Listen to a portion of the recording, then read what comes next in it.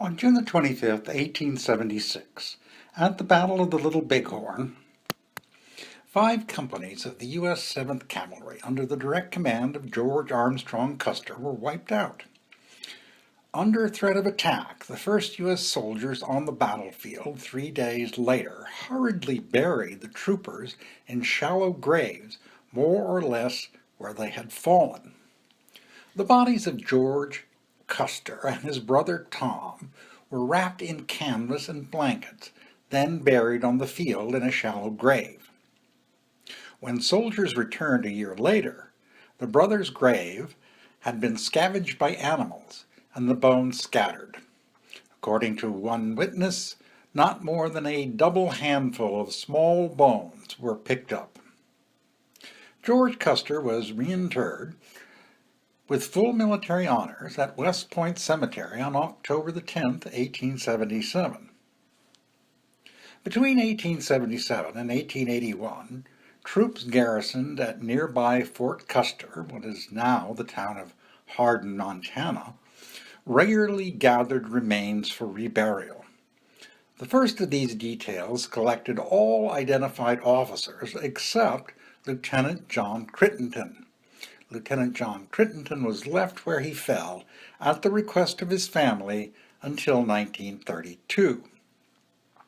As noted, Custer was reinterred at West Point, while most of the others, including Tom Custer, were shipped to Fort Leavenworth, Kansas, or private family cemeteries.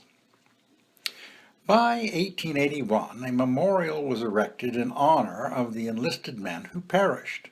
A trench was dug around the base of this memorial into which all of the bodies that could be found were placed.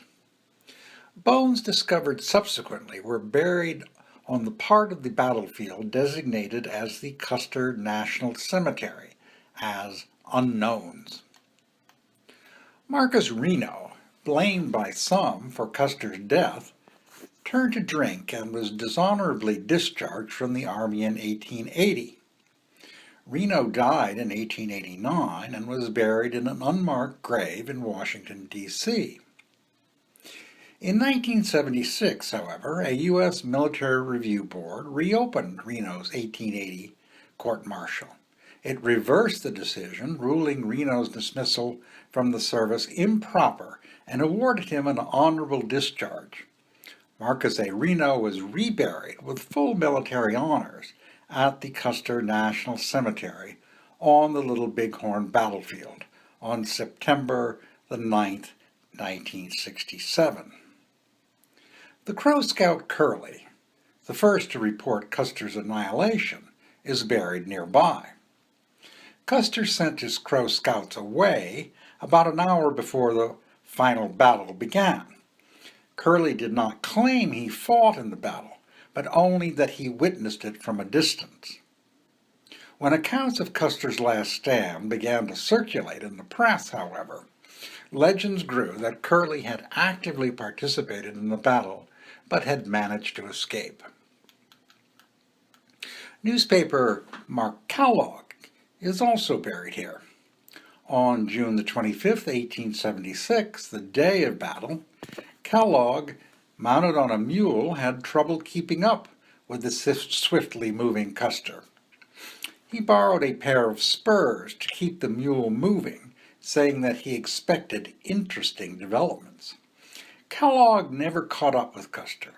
On June the 27th, his body was found in a ravine, scalped and missing an ear.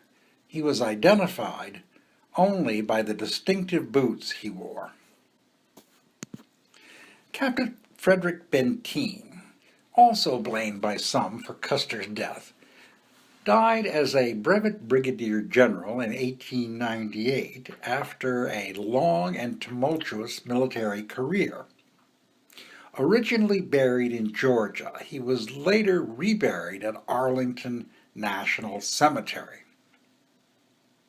William W. Belknap, a Civil War Union brigadier general, later served as Secretary of War during the Grant administration, and he is also buried at Arlington National Cemetery.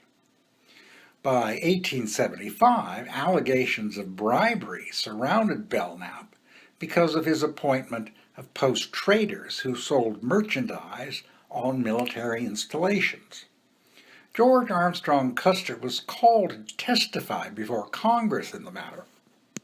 Custer accused President Grant's brother, Orville, and Secretary of War Belknap of corruption. Belknap was impeached and sent to the Senate for trial. An enraged President Grant stripped Custer of overall command of the column chosen to subdue the Sioux and placed him under the command of Brigadier General Alfred Terry. Custer lost his life at the Battle of the Little Bighorn, trying to regain his reputation and career.